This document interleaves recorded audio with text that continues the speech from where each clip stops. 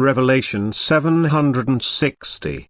From the 27th of January 1939. Divine power conduction. Electrons. And therefore it will be left to you humans to consider the work of creation as a reproduction tool of the radiation of divine power.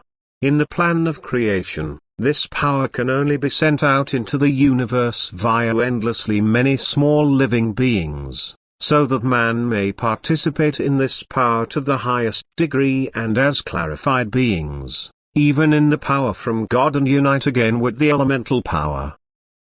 If you humans consider this endlessly long way and regard yourselves as the final station, then it must also be understandable to you that now your striving should only apply to the last goal, because you hold such innumerable miracles of divine creation in you, which all, permeated by divine power, have found union in the soul of man, and you will understand what is now at stake, when the last receptacle of all power out of God is unconscionably smashed and all already existing power contributes to the increase of matter, which nevertheless should be dissolved and completely changed into spirit, which is the case when the power of God is not used for spiritual perfection, but only consumed for purely worldly things.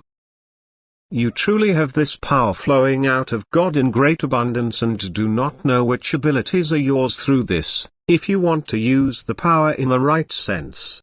How you can penetrate into the miracles of divine creation and your spiritual eye can see what is otherwise invisible to you.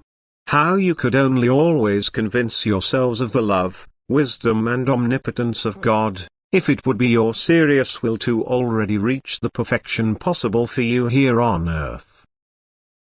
The more you learn to see spiritually, the less you feel the earthly burden, and as soon as the Spirit of God becomes alive in you, you are master over all matter, but to bring it to life, your mind must only be directed to use the earthly life only for your spiritual good. You must remain in deepest connection with the Divine Creator, and only always entrust yourselves to His kind Father hand. Then every step will be a step towards perfection. For God only sees the will of the earthly child. If he is turned towards Him, then He takes hold of his heart with His love and directs it towards the right goal.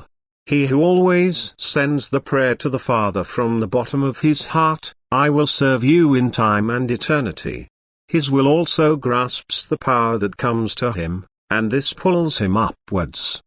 Because everything that comes from God, if no resistance is put up against Him, also, inevitably leads back to God. Amen.